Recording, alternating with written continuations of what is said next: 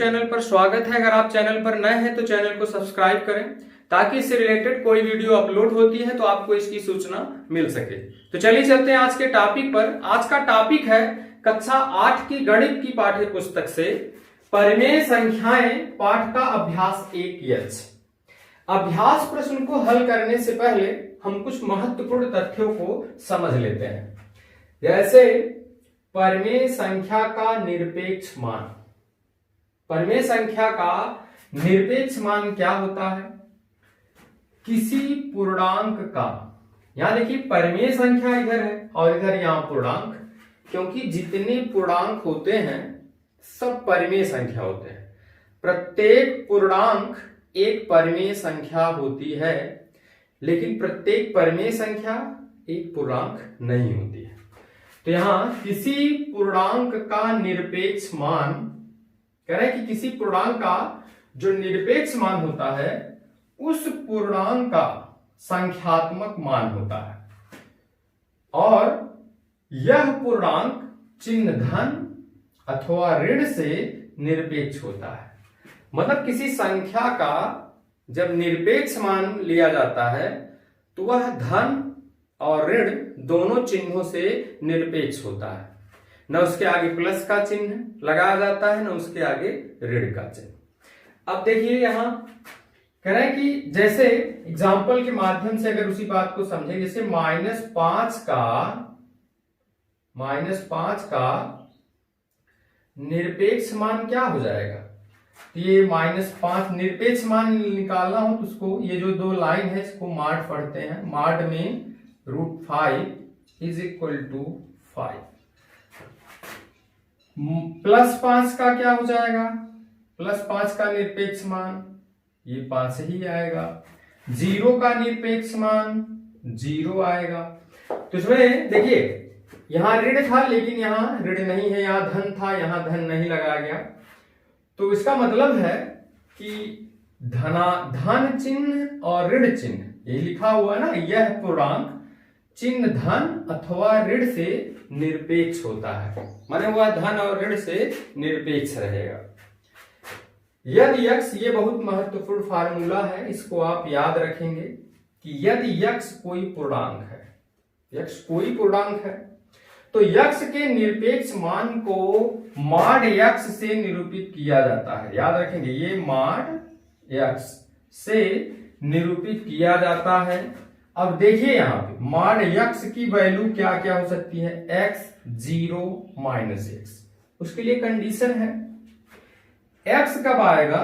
यदि x का मान 0 से बड़ा, मतलब जैसे धनात्मक कोई संख्या है, जैसे +5 का 5 आए।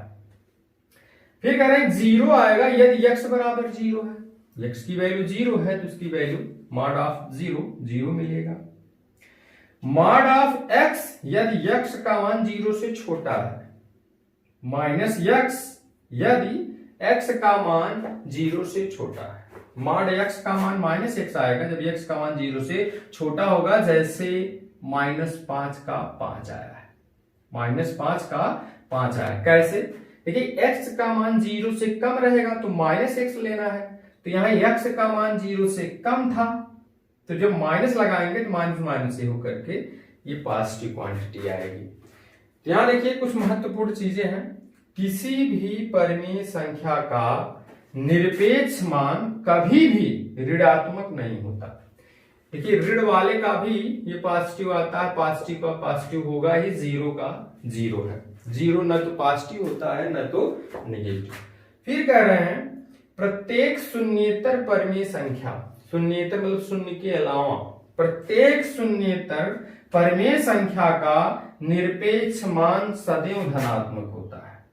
माने अगर शून्य के अलावा कोई भी परिमेय संख्या है, चाहे -1/2 हो, +1/2 हो, 3/4 हो, -15/45 हो, कुछ भी हो, उसका जब निरपेक्ष मान लिया जाएगा तो सदैव धनात्मक रहेगा, वो ऋणात्मक हो ही नहीं सकता। और परिमेय संख्या शून्य का निरपेक्ष मान हमेशा 0 होता है। माड ऑफ 0 = 0। तो चलिए परिमेय संख्या का निरपेक्ष मान समझने के पश्चात हम इसके अभ्यास प्रश्नों को हल करते हैं। तो चलिए इसके पहले प्रश्न को देखते हैं। किसी परिमेय संख्या का निरपेक्ष मान क्या होता है। तो इसमें ये बहुत महत्वपूर्ण सूत्र है, इसको आप पढ़ लीजिएगा। यह केवल कक्षा 8 तक या किसी विशेष क्लास तक ही सीमित नहीं है, ये बहुत महत्वपूर्ण फलन है और ये हमेशा काम आता है, इसलिए आप इसे याद कर लेंगे। तो चलिए चलते हैं इसके पहले प्रश्न पर। तो पहले प्रश्न में ये कह रहे हैं कि निम्नांकित परिमेय संख्याओं के निरपेक्ष मान ज्ञात कीजिए। इसमें कुछ परिमेय संख्या इन्होंने दिया है और उसका निरपेक्ष मान आपको निकालना है। ठीक, जैसे यही है, तीसरे में है -19 बटे -23 और फिर चौथे में है -8 बटे 19। इन सबका निरपेक्ष मान 15 बटे 7 का निरपेक्ष मान क्या हो जाएगा, ये हो जाएगा 15 बटे 7। -11 बटे 8 का निरपेक्ष मान आप लिखेंगे, -11 बटे 8 का निरपेक्ष मान, ऐसे सब का उसी तरीके से लिखना है। -11 बटे 8 का निरपेक्ष मान क्या हो जाएगा, माड में -11 बटे 8। तो क्या हो जाएगा, माइनस चिन्ह इसका हटेगा, ये हो जाएगा 11 बटे 8। वैसे -19 बटे -23 का निरपेक्ष मान क्या हो जाएगा, -19 बटे -23, ये हो जाएगा 19 बटे 23। इन सिमिलर वे -8 बटे 19 का निरपेक्ष मान क्या हो जाएगा, -8 बटे 19, ये इक्वल टू हो जाएगा 8 बटे 19। वैसे आप 15 बटे 7 का भी इसी तरीके से लिखेंगे। 15 बटे 7 का निरपेक्ष मान 15 बटे 7 माड में बराबर 15 बटे 7। इसमें देखिए कोई भी इसमें ऋणात्मक नहीं है, कोई भी संख्या इसमें, तो मतलब यह है कि निरपेक्ष मान जो होता है कभी भी ऋणात्मक नहीं हो सकता। चलिए चलते हैं इसके दूसरे प्रश्न पर, प्रश्न संख्या 2 पर।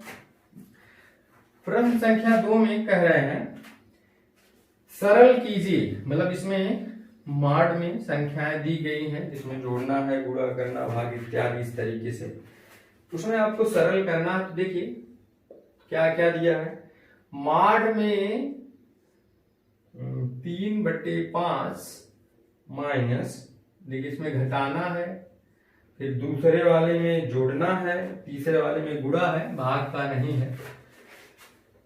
इसका मान निकालना, तो हल कर लीजिए। क्या आएगा, 3 का गुणा 3 में करेंगे, 3 त्रिका 9, 5 का गुणा 2 में 5 दूना 10, फिर 5 का गुणा 3 में 5 तिहाई 15। तो 9 में से 10 निकलेगा तो -1 बटे 15 हो जाएगा और ये हो जाएगा 1 बटे 15, क्योंकि माइनस है, माड लगा है, माइनस हटेगा, केवल 1 बटे 15 आ जाएगा आंसर।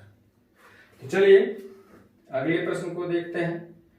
प्रश्न 2 का दूसरा क्या है, प्रश्न 2 के दूसरे में है -9 बटे 7 -9 बटे 7 +11 बटे 3। तो इसका मान आपको बताना है, तो हल कर लीजिए। -9 का गुणा 3 में, तो 9 तिया 27 और 11 का गुणा 7 में, तो 11 सत्ते 77 और 7 का गुणा 3 में, तो 7 त्रिक 21। क्या हो जाएगा, 77 में से 27 निकालेंगे तो आएगा 50 बटे 21 और 50 बटे 21 का मापांक लेंगे आप तो 50 बटे 21 ही आएगा। तो चलिए इसके चलते हैं तीसरे प्रश्न पर, प्रश्न संख्या 3। इसमें कह रहे हैं कि -3 बटे 5 गुणे -7 बटे 11। तो पहले गुणा कर लीजिए, गुणा करना होता है परिमेय संख्या, तो क्या करते हैं, अंश का गुणा अंश में करेंगे।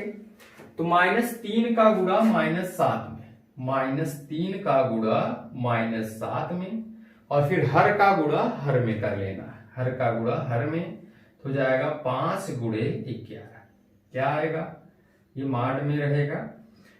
7 ऋण का गुणा ऋण में धन, 7 तिरिक 21 और 11 पचे 55, ये माड में रहेगा, बराबर हो जाएगा 21/55। यही इसका आंसर हो जाएगा। तो चलिए चलते हैं प्रश्न संख्या 3 पर। इसमें आपको विकल्प चुनना है, सही है कि गलत है, ये विकल्प आपको इसमें से चुनना है। तो चलिए चलते हैं तीसरे प्रश्न पर।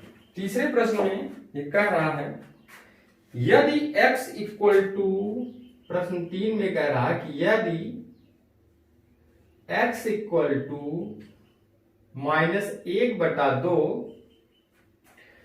और y इक्वल टू 3/4, तो कह रहे हैं माड में x प्लस माड में y का मान क्या होगा। तो चलिए पहले माड में x प्लस माड में y, इसकी वैल्यू माड में x का मान है -1/2, -1/2 प्लस y 3/4, ये हो जाएगा 1/2, इसका 3/4, माइनस चिन्ह हट जाएगा, माड लगा हुआ है। 2 और 4 का अगर हम लसा लें तो 4 आएगा, तो 4 इसमें पहले से है, इसमें कुछ नहीं करना है, इसमें 2 है, 4 लाना है तो 2 का गुणा 2 में कर दीजिए, 4 ऊपर भी 2 का गुणा हो जाएगा, ऊपर हो जाएगा 2/4 धन 3/4। ठीक, अब ये हो गया 3 2 5/4, यही आंसर हो जाएगा इसका। चलिए चौथा प्रश्न इसका देखते हैं। प्रश्न 4 में क्या कह रहे हैं, प्रश्न 4 में क्या है कि मॉड ऑफ माइनस, फिर छोटे कोष्टक में 3/-7, माने चौथे प्रश्न में कह रहे हैं कि मॉड में -3/-7 ऐसे।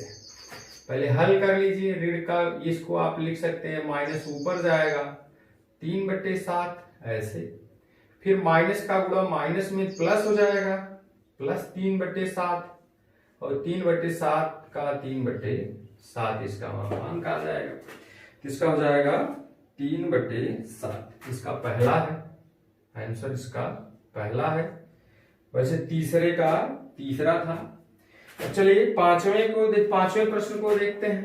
पांचवें में क्या कह रहे हैं, पांचवें में कह रहे हैं कि यदि x इक्वल टू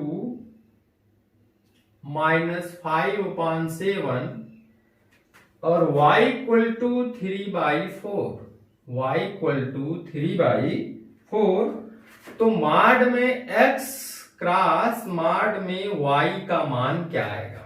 गुणा करना है, माड में x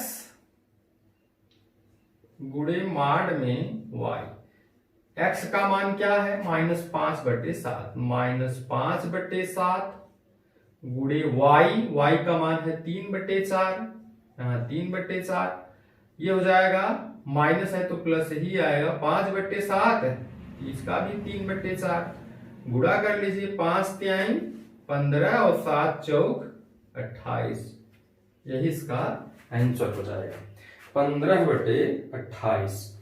चलिए छठवां देख लेते हैं इसका, प्रश्न संख्या 6, परिमेय संख्याओं -5/7 और 2 परिमेय संख्या है -5/7 और -5/-7, कि दोनों का निरपेक्ष मान क्या होगा।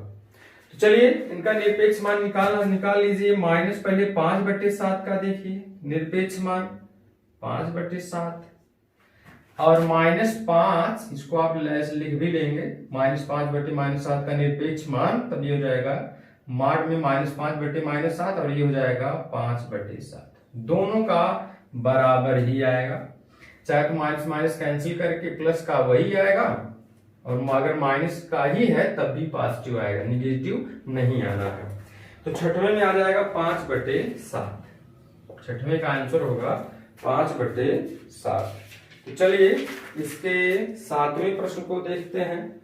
तो सातवें प्रश्न में कह रहा है कि निम्न माने अभ्यास पुस्तिका में उतार कर उसमें ग्रेटर देन, इक्वल टू और लेस देन का चिन्ह लगाइए। उसमें ग्रेटर देन, इक्वल टू और लेस देन का चिन्ह लगाना है। तो चलिए सातवें के पहले में, सातवें का पहला कह रहे हैं कि माड में -3/4, ये माड में है। फिर यहां आपको चिन्ह लगाना है, बराबर छोटा बड़ा जो भी है, -3/4 प्लस 5/8। ये हुआ प्रश्न आपका। तो -3/4 का अगर मापांक लेंगे तो 3/4 ही आएगा। अभी हम चिन्ह नहीं रख रहे हैं क्योंकि भी कंफर्म नहीं है। इसका क्या आएगा, हल करिए। 4 और 8 का अगर हम लसा लें तो 8 आएगा। तो दोनों का हर अगर बराबर करें तो इसका हर पहले से बराबर 8 है ही, इसका 8 करना है तो 2 का हर में 2 का अंश में, तो ऊपर हो जाएगा। अभी चाहे तो आप रख भी सकते हैं, लेकिन अभी रहने दीजिए। तो जाएगा -3 दूना 6 और 4 दूना 8 प्लस 5/8। ये हो जाएगा आपका 3/4। माड में -6 5 तो -1/8 आ गया। अब क्या आएगा, 3/4 खाली स्थान आपका चला आ रहा है और यहाँ हो जाएगा 1/8। अब आप कंपैरिजन कैसे करेंगे, यहाँ तो 1/4 है, यहाँ 8 है, तो 8 इसको कर लीजिए, 2 का नीचे 2 का ऊपर। ये हो जाएगा 6/8 ब्रैकेट 1/8। तो आपको बताना इसमें बड़ा कौन सा है, बताइए। जो कि 6/8 बड़ा है 1/8 से, तो ये बड़ा का चिन्ह है, ये बड़ा होगा तो इसमें ये बड़े का चिन्ह लगेगा। तो पहले वाले में ग्रेटर देन हो गया। चलिए दूसरा देखते हैं इसका दूसरा प्रश्न। दूसरे प्रश्न में कह रहे हैं कि -3/8 प्लस 2/3, फिर यहां एक ब्रैकेट बना हुआ है, ब्रैकेट है। फिर इधर है -3/4 प्लस 22/24। हल करिए तो 8 और 3 का लस है, 24 ही आएगा। तो 24 कर लीजिए, 3 त्रिका -9 और 8 दूना 16, 8 तिहाई 24। ठीक, ये हो जाएगा 9 7 16, 7/24 तो जाएगा 7/24। चलिए इसको हल कर लेते हैं। इसको जब हल करेंगे, देखिए हर 24 ही रहने दीजिए, कट तो जाएगा लेकिन 24 यहां लाना, 24 रहने दीजिए। हर बराबर करने के लिए 24 और 4 का लस लेंगे तो 24 आएगा। तो 24 ये पहले से है, इसको करना है 24। तो 6 का 4 छंग 24, 6 का नीचे 6 का ऊपर, तो 6 तरीक 18 -18 प्लस 22। अब ये 6 चल 24, 24 दोनों हो गया 24 24। ये हो जाएगा 18 4 22 माने 4/24। तो अब ये बताना आपको कि कौन सा बड़ा है। 7/24 बड़ा है 4/24, 7/24 बड़ा है तो यहां बड़ा का चिन्ह लगा दीजिए, ग्रेटर देन का। एक 7/24 है, 4/24 है। तो चलिए अगले में चलते हैं। प्रश्न संख्या 7वें का तीसरा देखते हैं।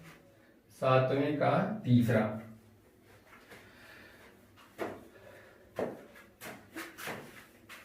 सातवें के तीसरे में कह रहे हैं कि माइनस आप -12/25, फिर खाली स्थान -2/5 गुणे -6/5। आप खुद करिएगा, आसान है। चलिए इसका चौथा प्रश्न हम आपको बताते हैं।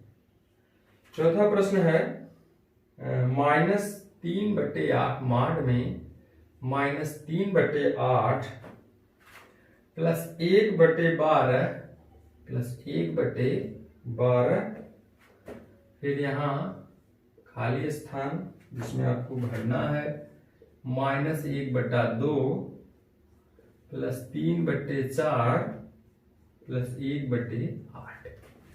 इसमें आपको बताना है इसमें चिन्ह कौन सा रहेगा।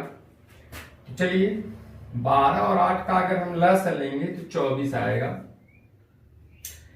24 करने के लिए देखिए इसमें आपको 3 का और इसमें आपको 2 का, इसमें भी 2 का, इसमें भी 3 का गुणा कर लेंगे। हर बराबर करना आपको बताया गया है।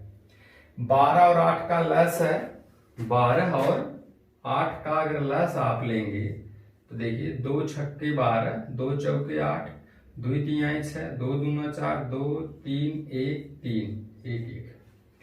तो 2 दूना 4 दूना 8 तिहाई 24, 2 दूना 4 दूना 8 तिहाई 24। तो इसका लस आएगा 24। तो 24 करना है तो कर लीजिए, 8 3 24, 12 दूना 24, -9/24 प्लस 2/24 क्या आएगा।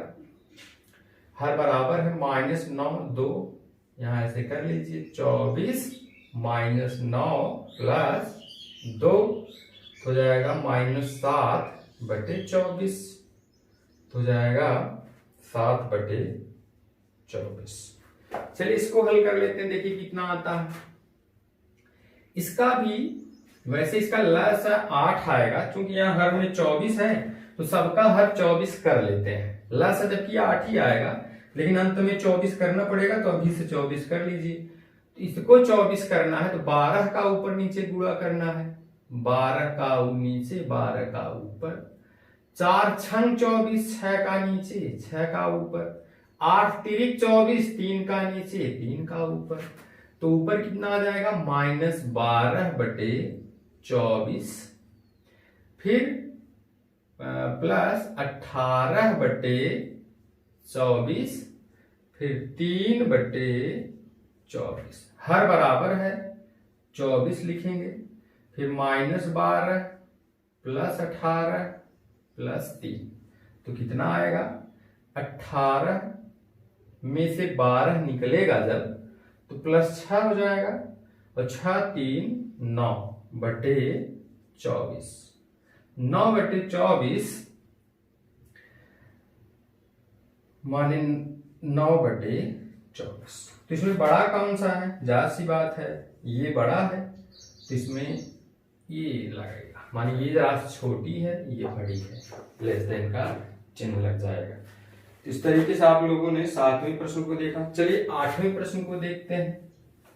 8वें प्रश्न में क्या कह रहा है कि x = 5/9, x का मान है 5/9, और फिर y = 2/3, y का मान 2/3 है, माने x का मान 5/9 और y का मान 2/3 है। तो आपको दिखाना है इसमें कि माड में x plus y is equal to mod में x प्लस माड में y। तो चलिए पहले माड में x प्लस वाई का मान निकाल लेते हैं। माड में x का मान है 5/9 और धन y का मान है 2/3। ठीक, अब इसका लस 9 ही आएगा, इसका हर 9 है, इसमें कुछ नहीं करना है। इसका 3 है, 3 त्रिका 9, 3 का नीचे 3 का ऊपर, जो हो गया 5/9 प्लस 3 दूना 6/9, हर बराबर हो गया, हो जाएगा 9, फिर 5 प्लस 6 हो जाएगा 6 5 11/9। चलिए इसके सेकंड पार्ट को हल करते हैं। मॉड में x प्लस मॉड में y, तो मॉड में x का मान हो जाएगा मॉड में 5/9, ठीक, प्लस मॉड में 2/3, मॉड में 2/3, इसका मान 5/9 और इसका मान 2/3। तो 5/9 में 2/3, 5/9 में 2/3, यही जोड़ना था यहाँ पे, तो आया कितना 11/9। तो ये हो जाएगा 11/9। ये देखिए बराबर है, जब बराबर है तो इसका मतलब ये कथन सत्य है कि माने ये देखिए इसका 11/9 बराबर है, तो ये इसके बराबर हो जाएगा। माने मॉड में x धन y बराबर मॉड में x धन मॉड में y। और इसी तरीके से 8वें का दूसरा है, बस इसमें केवल जोड़ना था, उसमें गुणा करना है। गुणा करना आपको बताया गया है, अंश का गुणा अंश में, हर का गुणा हर में आप कर लेंगे।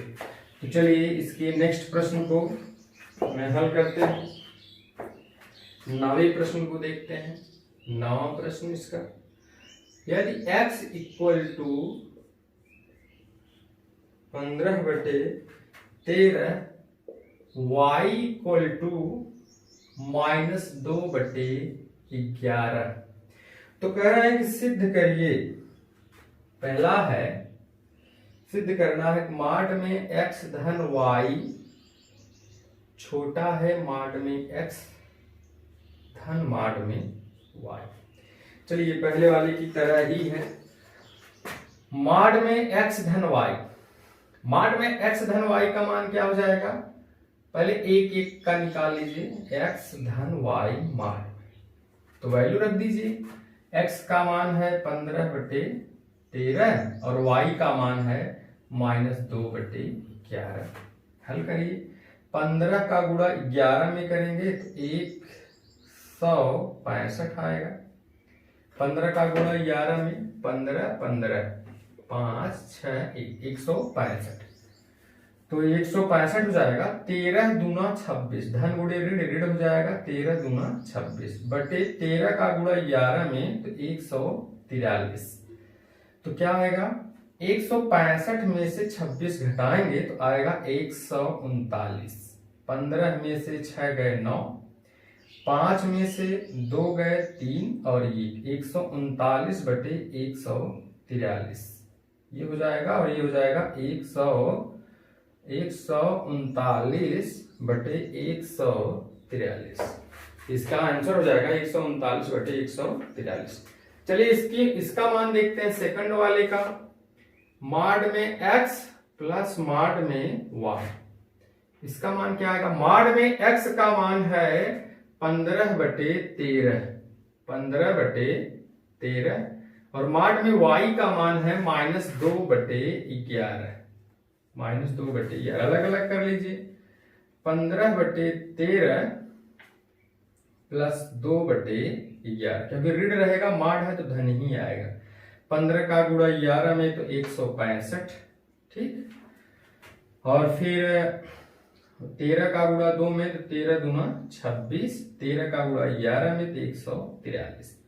जोड़ लीजिए, 6 5 11, 6 2 8 1 9, फिर 191 बटे 143। क्या दोनों बराबर हैं? इसमें बराबर तो नहीं है। बराबर नहीं है तो कौन सा बड़ा है कौन सा छोटा है? तो इसमें देखिए ये जो क्वांटिटी है 191 बटे 143 बड़ा है, 139 बटे 143 छोटा है। पहले दोनों चीजें लिख लीजिए आप।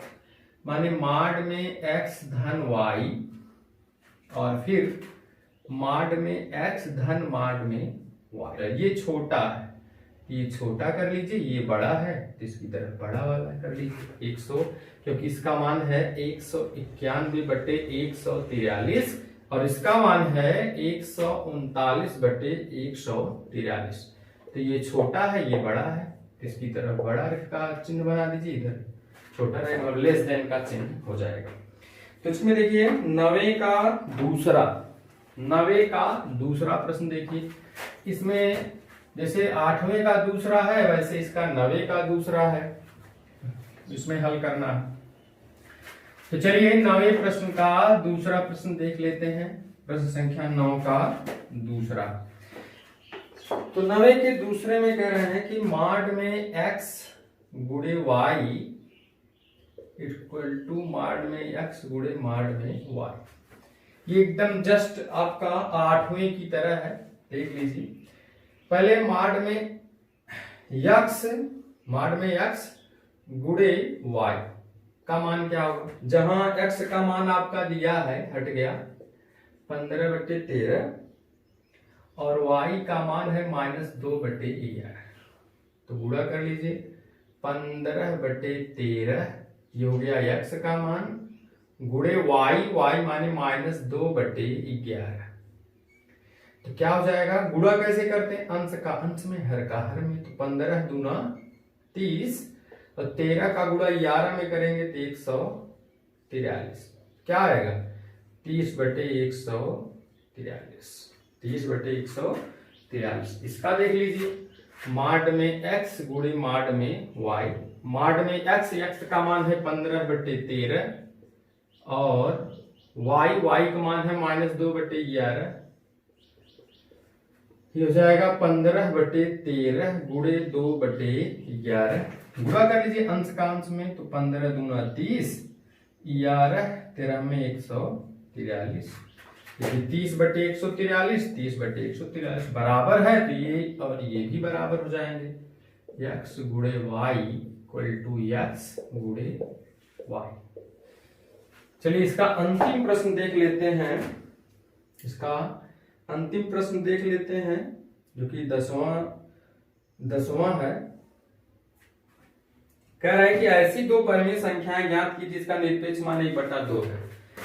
देखिए 1 + 1/2 का निरपेक्ष मान भी 1/2 आता है, -1/2 का भी निरपेक्ष मान 1/2 आता है। तो दोनों संख्याएं कौन सी हैं, तो एक है +1/2 और दूसरा है -1/2।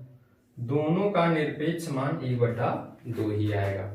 इस तरीके से आप लोगों ने अभ्यास 1 के प्रश्नों के हल को देखा। इससे रिलेटेड अगर आपको कोई प्रॉब्लम हो या कोई प्रश्न ना आ रहा हो, तो आप कमेंट बॉक्स में उस प्रश्न का नंबर जरूर लिखेंगे। और हल करने में कहीं आपको लगा हो कि ये त्रुटि हो रही है, तो वीडियो का टाइम कमेंट बॉक्स में जरूर लिखिएगा। तो चलिए मिलते हैं किसी नए टॉपिक के साथ। Thank you.